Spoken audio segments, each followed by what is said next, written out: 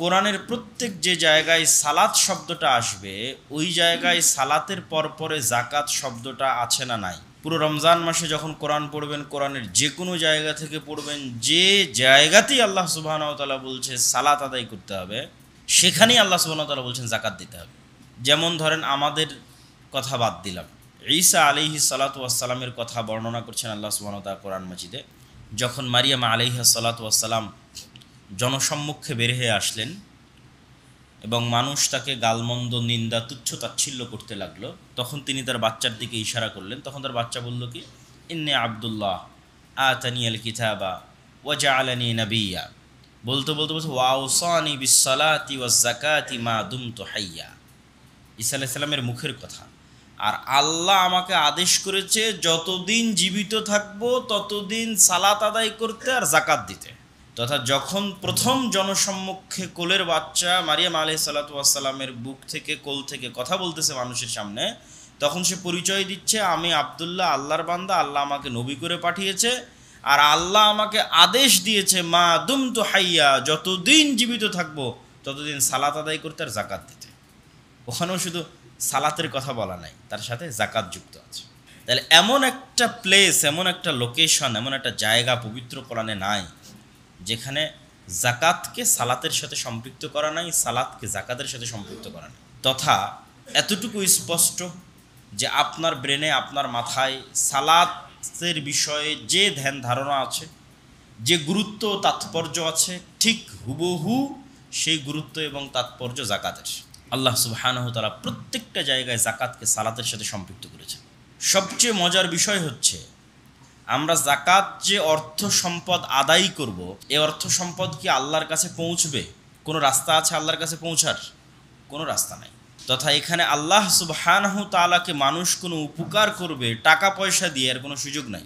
এবং অন্য আর এক হাদিসে কুদসিতে আল্লাহ সুবহানাহু তাআলা বলেছেন, সমগ্র পৃথিবীর সবাই যদি আমার ইবাদত করে, আলা আতকা খালকিন, পৃথিবীর সবচেয়ে পরহেজগার মানুষের মতো পৃথিবীর সব মানুষ যদি হয়ে যায়, ধরেন পৃথিবীর সবচেয়ে পরহেজগার মানুষ যদি মুহাম্মদ সাল্লাল্লাহু আলাইহি ওয়াসাল্লাম হয়, পৃথিবীর সবচেয়ে আল্লাহওয়ালা মানুষ যদি ইব্রাহিম আলাইহিস সালাতু ওয়াস সালাম হয়, তাহলে আল্লাহ বলছেন পৃথিবীর সব মানুষ এখন মুহাম্মদ সাল্লাল্লাহু আলাইহি ওয়াসাল্লামের মতো হয়ে গেল, আর পৃথিবীর সব মানুষ এখন ইব্রাহিম আলাইহিস সালাতু ওয়াস সালামের মতো হয়ে গেল। তাহলে মা জাদা ফি মুলকি শাইআ, আমার রাজত্বে এবং আমার ক্ষমতায় কোনো কিছু বাড়বে না, আমার কোনো উপকার হবে না। আর সারা পৃথিবীর সব মানুষ যদি আলা আফজারি কলবি আহাদিম মিনকুম, পৃথিবীর সবচেয়ে নিকৃষ্ট মানুষে পরিণত হয়ে যায়, তথা সব মানুষ ধরেন ফেরাউন, নমরুদের মতো হয়ে গেল, তাহলে মা নাকাসা যালিকা মিন মুলকি শাইআ, আল্লাহর রাজত্বে কোনো কমতি হবে, আল্লাহর ক্ষমতায় কোনো কমতি আসবে? তা হবে না। তাহলে যাকাত দিয়ে আমরা আল্লাহর কোনো উপকার করব? এই প্রশ্নটা কেন নিয়ে আসা হচ্ছে? এই প্রশ্নটা এই জন্য নিয়ে আসতেছি যে সালাতের ক্ষেত্রে তো আসলে আপনাকে কিছু বিসর্জন দিতে হচ্ছে না, শুধু আপনার সময়টা দিতে হচ্ছে। কিন্তু যাকাতে তো আসলে পকেট থেকে টাকা বের করতে হয়। তখন মনে হতে পারে যে টাকা বের করব কার জন্য? আল্লাহ আদেশ তো দিচ্ছে আল্লাহ, কিন্তু আল্লাহর তো কোনো উপকার নাই। তথা এটা স্পষ্ট প্রমাণ করছে, যেহেতু টাকা বের করে আল্লাহর কোনো উপকার নাই, তার মানে অবশ্যই আমাদের উপকার আছে দেখেই তো আল্লাহ টাকা বের করতে বলছে। যদি আল্লাহর উপকার থাকতো তাহলে না হয় বুঝতাম যে হ্যাঁ, এই জন্য তিনি আমাদের টাকা বের করতে বলছেন। যেহেতু আল্লাহর কোনো উপকার নাই, সেহেতু এটিই সত্য যে আমাদের উপকার আছে, এই জন্যই যাকাত বের করতে বলা হচ্ছে। তো আল্লাহ সুবহানাহু ওয়া তাআলা পবিত্র কোরআন মাজিদে যে জায়গাগুলোতে যাকাতের বিষয়ে আদেশ দিয়েছেন, সেই জায়গাগুলোর মধ্যে কখনো আমভাবে দান সাদাকার কথা বলেছেন, ধন সম্পদ ব্যয়ের কথা বলেছেন। তো যেগুলো আমভাবে ধন সম্পদ ব্যয়ের কথা বলেছেন, সেটার মধ্যে যাকাত অন্তর্ভুক্ত হবে, এই জন্য যে যাকাতটা ফরজ। যেমন আল্লাহ সুবহানাহু ওয়া তাআলা বলেন, ইয়া আইয়ুহাল্লাযীনা আমানু আনফিকু মিন তাইয়্যিবাতি মা কাসাবতুম মিম্মা আখরাজনা লাকুম মিনাল আরদি, হে ইমানদারগণ, তোমরা ব্যয় করো, আমি আল্লাহ তোমাদেরকে যা পবিত্র রিজিক দান করেছি, জমিন থেকে তোমাদেরকে যে রিজিক দিয়েছি, আসমান থেকে তোমাদেরকে যে রিজিক দিয়েছি, এই রিজিক থেকে তোমরা আল্লাহর সন্তুষ্টির জন্য কিছু ব্যয় করো। আনফিকু, দিয়ে দাও, খরচ করো। আর এক আয়াতে আল্লাহ সুবহানাহু ওয়া তাআলা বলেন, ওয়াল্লাযীনা ইয়াকনিজুনা আয-যাহাবা ওয়াল ফিদ্দাহ ওয়া লা ইউনফিকুনাহা ফি সাবিলিল্লাহ ফাবাশশিরহুম বিআযাবিন আলীম, যারা স্বর্ণ এবং রৌপ্য জমা করে রাখে এবং স্বর্ণ এবং রৌপ্য থেকে আল্লাহর রাস্তায় খরচ করে না, ফাবাশশিরহুম, তাদেরকে সুসংবাদ দেন কঠোর ও কঠিন শাস্তির। কঠোর ও কঠিন শাস্তির আবার সুসংবাদ হয় নাকি? আল্লাহর তো বলা উচিত তাদেরকে দুঃসংবাদ দেন কঠোর ও কঠিন শাস্তির, কিন্তু আল্লাহ সুবহানাহু ওয়া তাআলা ঠাট্টা করেন। তিনি নিজে বলছেন যে যখন মানুষ ঠাট্টা করে তখন আল্লাহও ঠাট্টা করে। তো এই জন্য আল্লাহ বলতেছে ওদেরকে সুসংবাদ দাও কঠোর ও কঠিন শাস্তির। ফাবাশশিরহুম, এই বাক্যের অর্থ হচ্ছে সুসংবাদ দাও, বিআযাবিন আলিম, কঠোর ও কঠিন শাস্তির সুসংবাদ দাও। আল্লাহ সুবহানাহু তাআলা পবিত্র কোরআনের আর এক আয়াতে বলেন, ইন্নামাস সাদাকাত, আমি তোমাদেরকে যে যাকাত আদায় করতে বলেছি, এই যাকাত, এই সাদাকা আমার জন্য নয়, লিল ফুকারা ওয়াল মাসাকিন, ফকির আর মিসকিনদের জন্য।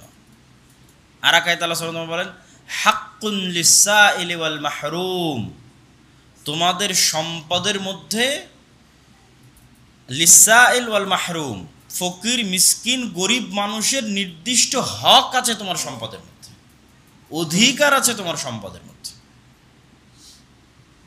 যাকাত এই জন্যই ফরজ যে এটা অধিকার। তা আল্লাহ সুবহানাহু ওয়া তাআলা স্পষ্ট করে দিলেন যে এই যাকাত আল্লাহ সুবহানাহু ওয়া তাআলার কাছে যাবে না। এই যাকাত হচ্ছে সমাজে বসবাসরত গরিব মানুষদের হক, অধিকার, তাদের দিয়ে দিতে হবে। তাদের সম্পদ তোমার কাছে জমা আছে। অতএব এই অন্যায় সম্পদ, যে সম্পদ অন্যের, সে সম্পদ তুমি ভোগ করতে পারবে না, সে সম্পদ তুমি গ্রহণ করতে পারবে না। আল্লাহ সুবহানাহু তাআলা সাদাকা বা যাকাত বা দান যেটি বলেন না কেন, এটির প্রতি উৎসাহিত করতে গিয়ে বলেন, মাসালুল লাযীনা ইউনফিকুনা আমওয়ালাহুম ফি সাবিলিল্লাহ কামাসালি হাববাতিন আমবাতাত সাবআ সানাবিলা ফি কুল্লি সুমবুলাতিন মিআতু হাব্বাহ ওয়াল্লাহু ইউযাইফু লিমান ইয়াশা। তোমাদের কেউ যদি আল্লাহর রাস্তায় খরচ করে, তাহলে তার এই খরচ করাটা কেমন জানো?